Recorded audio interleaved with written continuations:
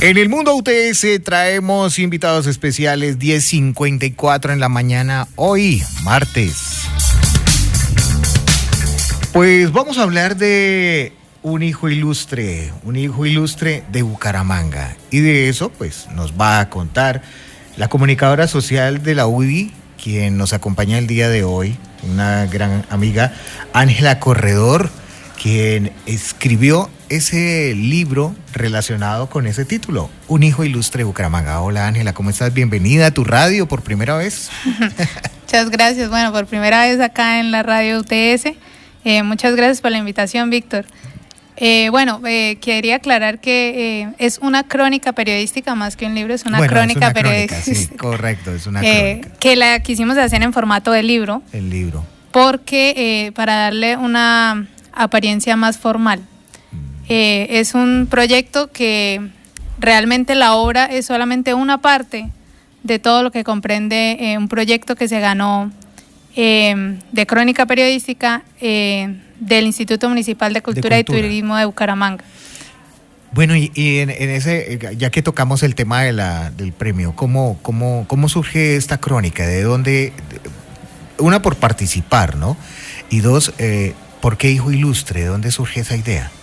Bueno, realmente es una investigación que tenía Hernán Darío Castillo, que es la persona con la que yo trabajo, y era una investigación a profundidad para sacar un libro, posteriormente se irá a promocionar, pero entonces decidimos, bueno, es momento como de darle un paso para que las personas, estudiantes y digamos profesores puedan empezar a reconocerlo. Ayer fue el lanzamiento de la obra y se recalcaba mucho por parte de los historiadores que nadie le da como el valor que realmente tuvo nuestro prócer, porque se escucha más a Francisco de Paula, a Camilo Torres, pero él realmente es el prócer de la independencia, fue presidente de Colombia en el triunvirato, pero es bumangués, o sea, fue bumangués, entonces realmente necesita un poco más de promoción y de exaltar todas esas cosas buenas que hizo por nosotros, por Santander y por Colombia en general. Ya que tocas ese tema, Ángela, bueno, hablábamos del profesor Darío. El profesor Darío, para los oyentes, pues ya lo conocen, es el profesor encargado aquí de que presentó el libro relacionado con Jabón Lenguerque. También nos ha acompañado con la presentación de varias obras literarias y también presentación de los artistas que han hecho trabajo sobre el Jabón Lenguerque. Y te acompaña con esta crónica. Qué importante lo de la crónica, ya que haces acotación al tema de que es un hijo ilustre y presidente. Mucha gente en Bucaramanga que nos está oyendo en este momento no tienen ni idea de que hubo un presidente bumangués y no tienen ni idea de que hizo gran parte de ser presidente, pues ayudar a esta ciudad como tal, ¿no? Sí, era lo que más se recalcaba ayer y es la razón de por qué una crónica corta también, que es para que las personas puedan tomar la historia, pero no solamente como recordarla como un hecho histórico, como unos datos ahí que me están entregando, sino poder apropiarla, ¿sí? Poder conocer más allá, porque en la crónica contamos todo lo que vivió con su esposa, todo lo que lo llevó hasta el día del fusilamiento. Entonces también era como recalcar que fue humano, ¿sí? No solamente el título que tuvo de presidente, y el general tal, sí, sino todo ese proceso que lo llevó hasta allá y cómo regionalmente de verdad nos conectamos con él. Cuando tú empiezas a leer, sea esta crónica o sea la historia como tal de él, puedes darte cuenta que por qué somos y por qué nos comportamos hoy en día como bumangueses y como santanderianos. Todo viene de ese pasado, ¿sí? Todo viene de lo que hicieron todos estos antepasados para marcar una diferencia y cómo nosotros podemos ahora marcar también una diferencia para nuestras nuevas generaciones. ¿Será que le podemos contar un poquitico un resumen de lo que hiciste en la crónica? ¿En qué consiste esta crónica, Ángela? Bueno, ¿un partecito de la historia? Me gustaría contar, por ejemplo, que la estatua de García Rovira fue instalada en 1907, que fue como una idea de formar un parque, pero hasta muchísimo tiempo después se instala la estatua de él para hacerle honor a todo el legado que nos dejó. Esta obra se mandó a hacer a un alemán que era un escultor muy reconocido de la época, pero solamente había hecho esculturas para los alemanes. Y llegar a hacer una obra para acá, para Bucaramanga, fue un honor para nosotros realmente, porque hizo una gran escultura que, digo yo, muestra mucho de quién era él. O sea, cuando tú ves la estatua que está pues en el centro del Parque García Rovira, al lado de la Gobernación y de la Alcaldía de Bucaramanga, podemos notar cómo está firme, pues ahí también el firme es Cachirí, pero como una firmeza, una fuerza, un poder que se le nota mucho, y eso es bastante emocionante. Cuando tú ves la estatua y dices, me genera una emoción, me genera como lo que nosotros nos representa, como esa pujanza. Y es que precisamente ese firme es Cachirí, yo creo que muchas personas lo leen y no tienen idea en qué consiste, ¿no? Eso es una frase icónica de García Rovira, y empezar por los malagueños, que son los primeros que deben reconocerlas y reconocer Cachirí, sí. Entonces, empezar por ahí. Y segundo, esa historia. ¿Cómo fue el lanzamiento ayer? ¿Qué comentaban ayer los asistentes, que fueron pues una gran cantidad de personas que asistieron a la Casa del Libro Total y pudieron leer esta crónica y participar también? ¿Qué te comentaban? Bueno, realmente los que intervinieron en el conversatorio pues son personas historiadores más que todo.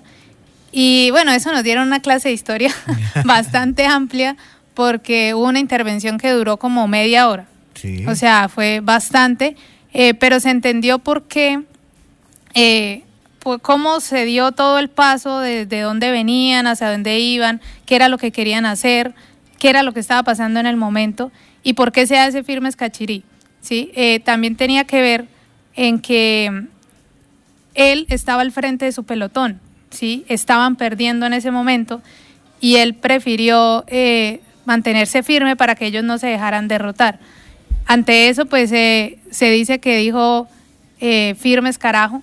Sí, y otras que ya me imagino más fuertes, sí, más fuertecitas, pero después un poeta fue el que decidió decir, bueno, dejémoslo como Firmes Cachirí, porque al fin y al cabo encierra el mismo, digamos, la misma expresión y sí, lo mismo que él sintió en el momento. Entonces uno sabe como santanderiano que pudo haber dicho otra cosa, sí. Pero eso está más que claro, pero la idea es la misma. La idea es la misma. Y bueno, llegando a esta crónica, cuéntanos qué pasó con su esposa, con su vida. Bueno, es una historia triste, sí. Porque realmente ella tenía 24 años, él tenía, creo que en ese momento 36, bueno, sí, fue 36, porque él murió a los 36 años. Él tuvo un paso en Bogotá, estudió en San Bartolomé, todo este paso que tuvo en la academia, o sea, cuando él la conoció a ella ya era doctor en filosofía, tenía como 3 doctorados ya, sí. O sea, era académico total, sí. Y después general, y bueno, él ascendió supremamente rápido, pues por la misma fuerza que tenía y que yo creo que nos caracteriza tanto, y viene y la conoce a ella en un momento muy crucial, porque él estaba escondiéndose de todo este tema de la guerra, estaban como en toda esa planeación de la independencia y de todo eso. La conoce, se casan, de un momento a otro, sin tanta fiesta, no había oportunidad de nada, ni luna de miel, o sea, de verdad fue así, rapidísimo, y a los días pues realmente le hacen el fusilamiento. Lo dejan colgado en la plaza, y le toca a ella y a los familiares pedir en las horas de la tarde, que ya había hecho mucho escarnio público, que por favor lo dejaran bajar. Entonces yo creo que es una historia bastante triste, porque pues realmente fue una situación muy trágica. Claro. Y bueno, para los oyentes, ¿cómo hacemos para conseguir esa crónica? ¿Dónde lo podemos encontrar? Bueno, va a estar en la librería Profitécnicas, en la Casa del Libro Total, y a mí me pueden buscar como Ángela Corredor, directamente pues se les puede hacer el envío con su dedicatoria. Sí, y regresando al concurso, ¿por qué escogían este personaje?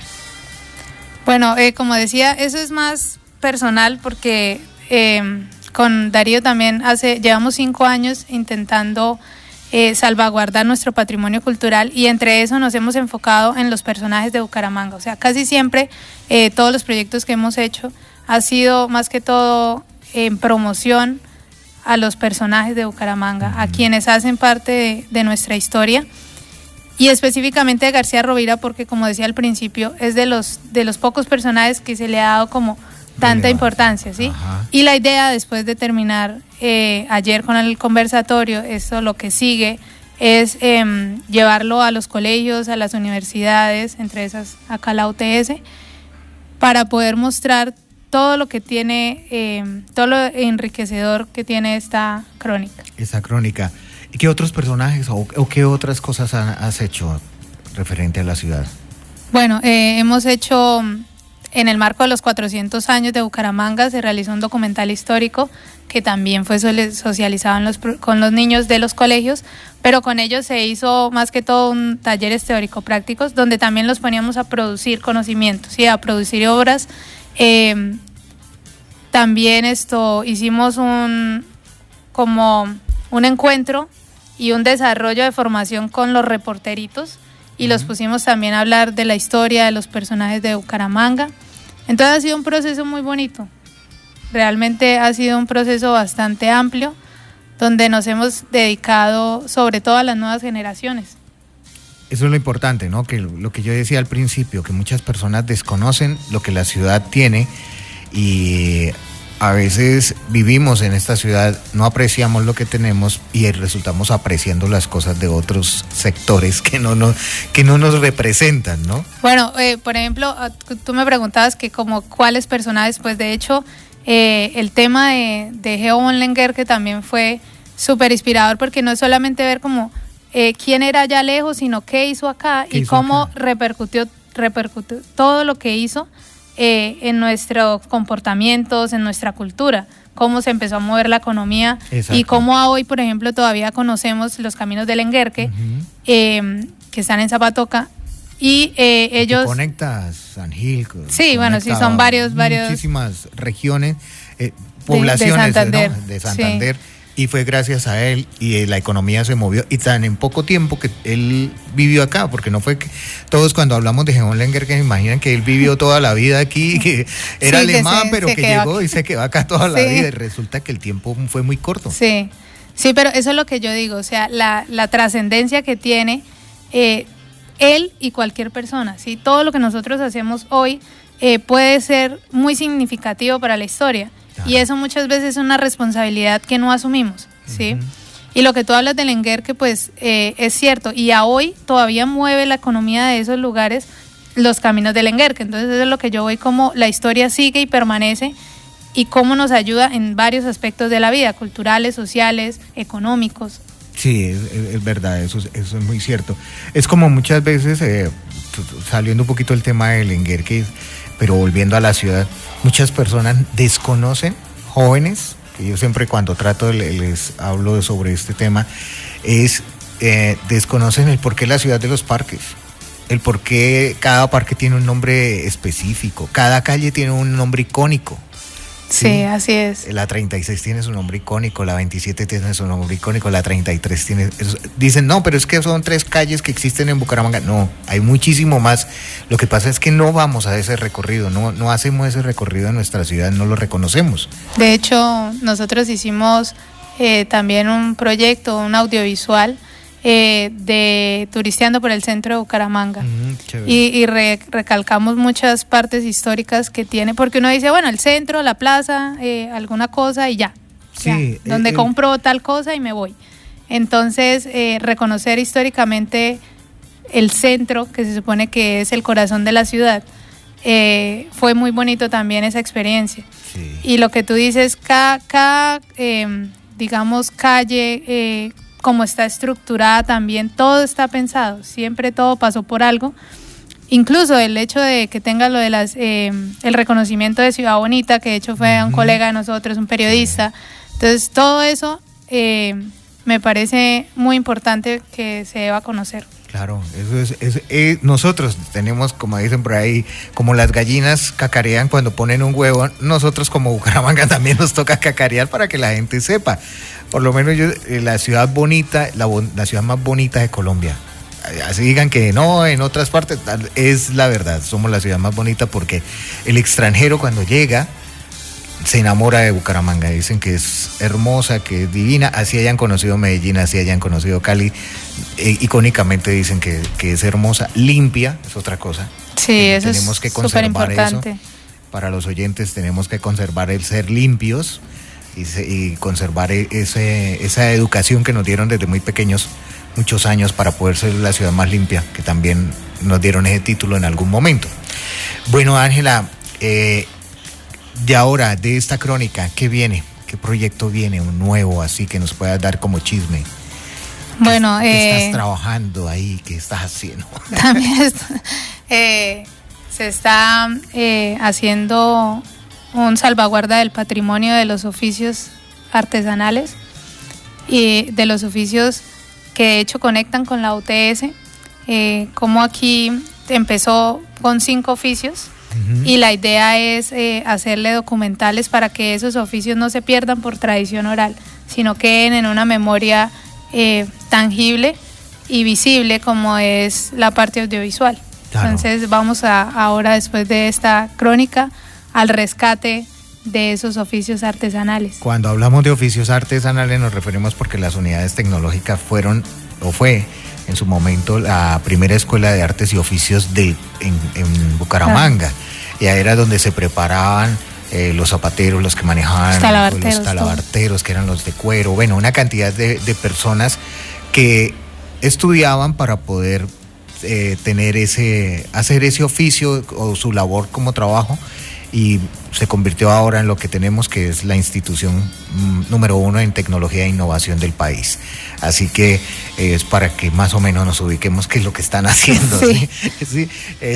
Cómo las cosas crecen. Ángela Corredor, muchísimas gracias. Muy amable por habernos acompañado y compartir este trabajo que vienes haciendo, de verdad muy importante en la historia y también en la literatura y en el trabajo periodístico, que eso es muy importante que salga desde Bucaramanga, y felicitarte por estos premios que has ganado. Bueno, muchísimas gracias, Víctor, y gracias a la Radio UTS, y sobre todo pues ha sido un proceso bastante enriquecedor, porque la UTS siempre ha estado pendiente y siempre ha estado como cercana, no solo desde la parte del investigador Hernán Darío, sino también en este caso de la crónica me apoyaron con la corrección de estilo, y el prólogo pues de hecho lo hizo el rector, el doctor Omar Lenguerque, quien participó y estuvo muy, muy pendiente de esta crónica para que saliera lo mejor posible. Entonces también gracias pues a la universidad y obviamente al rector. Bueno, antes de despedirnos, cuéntanos así brevemente, ¿quién eres tú? Para que los oyentes se ubiquen y digan, bueno, es que es una señora, porque cuando uno habla de historia dicen, no, es que es una señora que ya tiene como 60 años, 80 años. ¿Quién es Ángela Corredor? Bueno, yo soy comunicadora social, como lo decías tú, tengo 26 años, soy egresada del Colegio Nuestra Señora del Pilar. Bueno, estudié en la UDI la carrera, luego estudié una maestría en TI, la terminé en el 2023, después de la pandemia. Bueno, la empecé en la pandemia realmente. Y ahorita actualmente estoy haciendo un doctorado en tecnología educativa, y pues bueno, también la idea es llevar todo este conocimiento que he adquirido a lo largo de este poco tiempo, porque no falta el que dice que soy muy joven. Sí. No, eso. Yo digo eso, porque ya estás hablando de doctorado, imagínate, 26 años. Entonces la idea es llevar todo este conocimiento, no solo de la academia, sino también de la experiencia profesional, llevarlo a las aulas. Esa es como la proyección también. Excelente, Ángela. Bueno, y te felicito de verdad por todo lo que vienes haciendo. Muchísimas gracias por acompañarnos y te esperamos pronto para que sigamos hablando un poquito más de todo lo que haces. Bueno, muchísimas gracias, acá estaré. Bueno, las 11:15, estamos en Mundo UTS.